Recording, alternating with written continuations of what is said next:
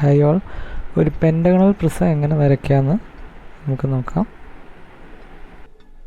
നമുക്കിവിടെ തന്നിരിക്കുന്ന ക്വസ്റ്റ്യൻ നോക്കാം. നമ്മളിതുവരെ ചെയ്തുകൊണ്ടിരുന്ന പ്രിസവും പിരമിഡും ഒക്കെ നമുക്ക് ഓർമ്മയിലുണ്ടാകും. ആ ക്വസ്റ്റ്യനുകളിൽ നിന്നൊക്കെ കുറച്ച് വ്യത്യാസം ഈ ക്വസ്റ്റ്യനിൽ നിങ്ങൾക്ക് കാണാൻ പറ്റും. നമുക്ക് ഇത്ര ലോങ് ആയിട്ടുള്ളൊരു ക്വസ്റ്റ്യൻ കണ്ടു കഴിഞ്ഞാൽ നമ്മൾ പേടിക്കേണ്ട ആവശ്യമൊന്നുമില്ല. നമ്മളാകെ കൂടെ ശ്രദ്ധിക്കേണ്ട കാര്യങ്ങൾ എന്താണെന്ന് വെച്ച് കഴിഞ്ഞാൽ, ഇതിൽ എന്താണോ വരയ്ക്കാൻ പറഞ്ഞത്, ഏത് പ്രിസാണോ വരയ്ക്കാൻ പറഞ്ഞത്, ആ പേര് ഒന്ന് ഹൈലൈറ്റ് ചെയ്ത് നമ്മൾ ഒന്ന് ഓർത്ത് വെക്കുക. ഇവിടെ പെൻറ്റഗണൽ പ്രിസം അത് ഞാൻ മാർക്ക് ചെയ്തിട്ടുണ്ട്. അതേപോലെ ബേസ് എന്ന് പറയുന്ന അളവും ആക്സിസ് എന്ന് പറയുന്ന അളവും, രണ്ട് അളവുകളാണ് നമുക്ക് ആവശ്യമുള്ളത്. ഒന്ന് എന്താണ്, പെൻറ്റഗണിൻ്റെ ഒരു വശത്തിൻ്റെ അളവ്. അതേപോലെ ആക്സിസ് എന്ന് പറയുന്നത് ഹൈറ്റും ആക്സിസും മാറി മാറി തരാറുണ്ട്. ഇത് രണ്ടും ഒന്ന് തന്നെയാണ്. നമ്മളെ പ്രിസത്തിൻ്റെ ഹൈറ്റിനെയാണ് ആക്സിസ് കൊണ്ട് ഉദ്ദേശിക്കുന്നത്. അപ്പോൾ രണ്ട് അളവുകൾ നമുക്ക് ഓർത്ത് വെക്കേണ്ടതായിട്ടുണ്ട്. ഇനി പ്രധാനപ്പെട്ട ഒരു കാര്യം എന്താണെന്ന് വെച്ച് കഴിഞ്ഞാൽ, ഇവിടെ കാണാം perpendicular to V P. Perpendicular to V P എന്ന് പറയുന്ന സമയത്ത് നമ്മൾ പെൻറ്റഗൺ വരയ്ക്കുകയാണെങ്കിൽ നമ്മൾ ഫസ്റ്റിൽ എന്താണ് വരയ്ക്കേണ്ടത്? ടോപ്പ് വ്യൂവിലെ പെൻറ്റഗണാണ് വരയ്ക്കേണ്ടത്. അപ്പോൾ ടോപ്പ് വ്യൂവിലെ പെൻറ്റഗൺ വരയ്ക്കുമ്പോൾ ആദ്യത്തെ വശം നമ്മൾ എപ്പോഴും 90 ഡിഗ്രിയിൽ വരയ്ക്കണം. അതായത് പെർപെൻഡിക്കുലർ ടു വി പി എന്നാണ് പറഞ്ഞതെങ്കിൽ ആദ്യത്തെ വശം 90 ഡിഗ്രിയിൽ വരയ്ക്കണം. ഇനി ഇവിടെ വരാനുള്ള രണ്ടാമതൊരു ചാൻസ് എന്താണെന്ന് വെച്ച് കഴിഞ്ഞാൽ പാരലൽ ടു വി പി. ക്വസ്റ്റ്യനിൽ വരുന്ന ഒരു മാറ്റം അത് മാത്രമാണ്. പെർപെൻഡിക്കുലർ ടു വി പി അല്ലെങ്കിൽ പാരലൽ ടു വി പി. അപ്പോൾ പാരലൽ ടു വി പി ആണെങ്കിൽ എന്ത് ചെയ്യണം? നമ്മൾ 0 ഡിഗ്രി ആംഗിളിൽ ആയിരിക്കണം ആ ബേസ് നമ്മൾ വരയ്ക്കേണ്ടത്. നമ്മൾ നേരത്തെ പറഞ്ഞ ആ ക്വസ്റ്റ്യൻ്റെ വരയ്ക്കുന്ന രീതി എങ്ങനെയാണെന്നുള്ളത് നമുക്ക് ജസ്റ്റ് ഒന്ന് നോക്കാം. ഇവിടെ ഇപ്പോൾ കാണാം, ഞാൻ നേരത്തെ ഒരു പ്രത്യേകം ശ്രദ്ധിക്കേണ്ട ഒരു കാര്യം പറഞ്ഞിട്ടുണ്ടായിരുന്നു, പെർപെൻഡിക്കുലർ ടു വി പി എന്നുള്ള ആ ഒരു പോയിൻ്റ്. ഞാൻ ആ ക്വസ്റ്റ്യനിലുള്ള ആവശ്യമുള്ള കാര്യങ്ങൾ മാത്രം എടുത്ത് എഴുതി വെച്ചിട്ടുണ്ട്. ഇവിടെ പെൻറ്റഗണൽ പ്രിസാണ്. അതേപോലെ ബേസ് അളവ്, ബേസിൻ്റെ അളവ് 50 ആണ്. ആക്സിസിൻ്റെ അളവ് എഴുതിയിട്ടുണ്ട്. പെർപെൻഡിക്കുലർ ടു വി പി എഴുതിയിട്ടുണ്ട്. അപ്പോൾ ഇവിടെ ഞാൻ വരച്ച് നോക്കുക, നിങ്ങൾ എ ബി എന്ന് എഴുതിയിട്ട് ഞാൻ വരച്ച ആ ലൈനാണ്, ഈ കാണുന്ന എ ബി എന്ന് എഴുതിയ ആദ്യത്തെ ലൈനാണ് ഞാൻ വരച്ചിരിക്കുന്നത്. ഇത് പെർപെൻഡിക്കുലറായിട്ട്, അതായത് 90 ഡിഗ്രിയിലാണ് ആ ലൈന് വരച്ചിരിക്കുന്നത്. ഇതിനെയാണ് പെർപെൻഡിക്കുലർ ടു വി പി കൊണ്ട് ഉദ്ദേശിക്കുന്നത്.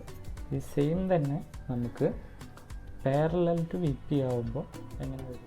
പാരലൽ ടു വി പി ആണെങ്കിൽ 0 ഡിഗ്രി ആംഗിളിലായിരിക്കും ആ ലൈന് വരച്ചിട്ട് തുടങ്ങേണ്ടത്. നമുക്ക് ഈ ക്വസ്റ്റ്യൻ്റെ ഉത്തരം എങ്ങനെ വരയ്ക്കും എന്നുള്ളത് നോക്കാം. ഫസ്റ്റിൽ തന്നെ പെർപെൻഡിക്കുലർ ടു വി പി ആയതുകൊണ്ട് എ ബി എന്നുള്ള ലൈന് നമ്മൾ എന്താണ്, കുത്തനെ വരച്ച് സ്റ്റാർട്ട് ചെയ്യുന്നു. അതിൻ്റെ അളവ് എത്രയാണ്? 5 സെൻറ്റിമീറ്ററുള്ള ഒരു ലൈന് നമ്മൾ 90 ഡിഗ്രി ആംഗിളിൽ വരയ്ക്കുന്നു. ഇനി നമുക്ക് കണ്ടുപിടിക്കേണ്ടത് ഇൻറ്റേർണൽ ആംഗിൾ. പോളിഗൺ ഒക്കെ വരയ്ക്കുന്ന സമയത്ത് നമുക്ക് ഇൻറ്റേർണൽ ആംഗിളുകൾ കണ്ടുപിടിക്കണം. ഇൻറ്റേർണൽ ആംഗിൾ കണ്ടുപിടിക്കാനുള്ള ഇക്വേഷൻ എന്താണ്? ഇൻറ്റേർണൽ ആംഗിൾ എന്ന് പറയുന്നത് എന്താണ്? ആന്തരകോൺ. ആന്തരകോൺ കണ്ടുപിടിക്കണമെങ്കിൽ n-2 into 180 divided by n. ഇതാണ് നമുക്കുള്ള ഇക്വേഷൻ. ഇവിടെ n എന്ന് പറയുന്നത് വശങ്ങളുടെ എണ്ണത്തിനെയാണ് n എന്ന് പറയുന്നത്. അപ്പോൾ നമുക്കിവിടെ പെൻറ്റഗണാണ് വരയ്ക്കാനുള്ളത്. പെൻറ്റഗൺ വരയ്ക്കുമ്പോൾ വശങ്ങളുടെ എണ്ണം എത്രയാണ്? 5 വശങ്ങളാണ് ഉണ്ടാവുക. അപ്പോൾ n എന്നുള്ള സ്ഥാനത്ത് നമ്മൾ 5 എന്നുള്ള നമ്പർ കൊടുക്കുന്നു. 5 - 2 ഇൻറ്റു 180 ഡിവൈഡഡ് ബൈ 5 കിട്ടുക എത്രയാണ്? 108 ഡിഗ്രി നമുക്ക് ഇവിടെ കിട്ടും. അതായത് പഞ്ചഭുജത്തിൻ്റെ ആന്തര കോൺ എന്ന് പറയുന്നത് 108 ഡിഗ്രിയാണ്. ആദ്യം വരച്ച ലൈനിൻ്റെ രണ്ട് എൻഡുകളിലും നമ്മൾ 108 ഡിഗ്രി മാർക്ക് ചെയ്യുന്നു. 108 ഡിഗ്രി മാർക്ക് ചെയ്ത് 5 സെൻറ്റിമീറ്ററിൻ്റെ 2 ലൈനുകൾ കൂടെ ഇവിടെ വരയ്ക്കുകയാണ്. ഓരോ ലൈനിൻ്റെയും അറ്റങ്ങളിൽ, അതായത് എൻഡുകളിൽ വീണ്ടും നമ്മൾ 108 ഡിഗ്രി വരച്ചിട്ട് 5 സെൻറ്റിമീറ്റർ വീണ്ടും മാർക്ക് ചെയ്യും. ഇങ്ങനെ നാലാമത്തെ എൻഡിൽ നമ്മൾ 108 ഡിഗ്രി മാർക്ക് ചെയ്യുന്നതോടെ നമ്മളെ പഞ്ചഭുജത്തിൻ്റെ ഷേപ്പ്, അതായത് നമ്മുടെ പ്രിസത്തിൻ്റെ ടോപ്പ് വ്യൂ കംപ്ലീറ്റ്. അടുത്തതെന്ന് പറയുന്നത് ഈ പഞ്ചഭുജത്തിൻ്റെ നമ്മൾ AB എന്ന് ആദ്യം വരച്ച ആ ലൈന് സമാന്തരമായിട്ടുള്ളൊരു ലൈന് നമ്മൾ നേരെ മുകളിലേക്ക്, റെഫറൻസ് ലൈനിൻ്റെ മുകളിലേക്കായിട്ട് നമ്മൾ നീട്ടി വരയ്ക്കുന്നു. ഇതേപോലെ ഈ പഞ്ചഭുജത്തിൻ്റെ ഏറ്റവും അവസാന പോയിൻ്റ് ആണ് നമുക്ക് ഏറ്റവും ലെങ്തായിട്ട് വരുന്ന ദൂരം ഉണ്ടാവുക. ആ പോയിൻ്റിൽ നിന്നും നമ്മൾ ഇതേപോലെ ഒരു ലൈന് നേരെ മുകളിലേക്ക് വരയ്ക്കും. ഈ മുകളിലേക്ക് വരച്ച ലൈനിൽ നമ്മളൊരു ബേസ് നമ്മൾ ജോയിൻ ചെയ്തതിന് ശേഷം നമുക്ക് തന്നിട്ടുള്ള ഹൈറ്റ് എത്രയാണ്? 10 സെൻറ്റിമീറ്റർ, അതായത് 100 മില്ലിമീറ്റർ. ആ 10 സെൻറ്റിമീറ്റർ മാർക്ക് ചെയ്തതിന് ശേഷം നമ്മൾ ഇതൊരു ബോക്സ് ഷേപ്പിലാക്കി മാറ്റും. ഇവിടെ നോക്കാം, C ആൻഡ് E, ഈ 2 പോയിൻ്റുകൾ നമുക്ക് ഒരേ ഡിസ്റ്റൻസിലാണ് ഉണ്ടാവുക. അപ്പം രണ്ടും ഒന്ന് Cൻ്റെ മറവിലായിട്ടാണ് ഈ ഉണ്ടാവുക. അതുകൊണ്ട് നമുക്ക് ഈ ഒരു ഫ്രണ്ട് വ്യൂവിൻ്റെ അകത്ത് നമുക്ക് ഒറ്റ ലൈനെ വരയ്ക്കേണ്ട ആവശ്യം വരുന്നുള്ളൂ. അത് ഈ CE എന്നുള്ള പോയിൻറ്റുകൾക്ക് സമാന്തരമായിട്ട് വരുന്ന ലൈനുകളാണ് ഇവിടെ നമ്മൾ TU എന്ന് മാർക്ക് ചെയ്തിട്ട് വരച്ചിരിക്കുന്നത്. അടുത്ത സ്റ്റെപ്പ് എന്താണ്? നമ്മുടെ ടോപ്പ് വ്യൂവിലെ പഞ്ചഭുജത്തിന് ഉൾക്കൊള്ളിച്ചുകൊണ്ട് അതിലത്തെ 5 പോയിൻറ്റുകളും ടച്ച് ചെയ്യുന്ന രീതിയിലൊരു ചതുരം അതിൻ്റെ ചുറ്റും വരയ്ക്കുക എന്നുള്ളതാണ്.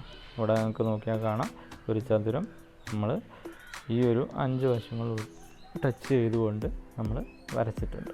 വരച്ച ചതുരത്തിന് നമ്മൾ 0, 1, 2, 3 എന്ന് നമ്പർ കൊടുത്തിട്ടുണ്ട്. അതിനുശേഷം ഇനിയാണ് നമ്മൾ 3Dയിലേക്ക് പോകുന്നത്, അതായത് ഐസോമെട്രിക് പ്രിസത്തിൽ എങ്ങനെ വരയ്ക്കുക എന്നുള്ളതിലേക്ക് പോകുന്നത്. അപ്പം നമ്മളൊരു ബേസ് ലൈന് സാധാരണ വരയ്ക്കുന്ന പോലെ ഒരു ബേസ് ലൈന് വരച്ചു. അതിൽ നമ്മളൊരു പോയിൻ്റ് മാർക്ക് ചെയ്തു. ഈ പോയിൻ്റ് 0 എന്ന് നമ്മൾ നമ്പർ കൊടുത്തിട്ടുണ്ട്. ഈ പോയിൻ്റ് എന്ന് പറയുന്നത് നമ്മുടെ ഈ ഒരു 0ക്ക് കറസ്പോണ്ടിങ് ആയിട്ടുള്ള പോയിൻ്റായിട്ടാണ് നമ്മൾ ഇവിടെ വരയ്ക്കുന്നത്. അതുകൊണ്ട് നമ്മൾ 30 ഡിഗ്രിയിൽ 1ലേക്കുള്ള ദൂരം, അതായത് 0 മുതൽ 1ലേക്കുള്ള ദൂരം ഇവിടുന്ന് ഇവിടെ വരെ വരയ്ക്കും. 0 നിന്ന് 3ലേക്കുള്ള ദൂരം 30 ഡിഗ്രി ആംഗിളിൽ ഇവിടുന്ന് ഇവിടേക്കും വരയ്ക്കും.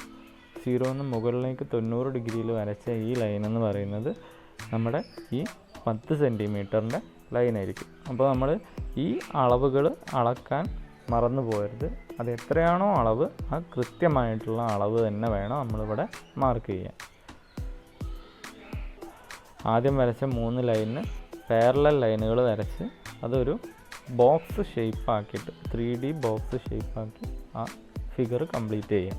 അടുത്ത സ്റ്റെപ്പ് എന്ന് പറയുന്നത് ഈ വരച്ച ചതുരത്തിൻ്റെ 4 എഡ്ജുകളിൽ നിന്നും നമ്മുടെ 5 പോയിൻറ്റുകളിലേക്കുള്ള ദൂരം അളന്ന് ഈ ഒരു ബോക്സിൽ നമ്മൾ മാർക്ക് ചെയ്യുക എന്നുള്ളതാണ്. അതിനായിട്ട് നമ്മൾ എന്ത് ചെയ്യണം? 0 മുതൽ B വരെയുള്ള ദൂരം ആദ്യം അളക്കുക. എന്നിട്ട് ഈ 0ത്തിൽ നിന്ന് ആ ദൂരം ഇവിടേക്ക് മാർക്ക് ചെയ്യുക.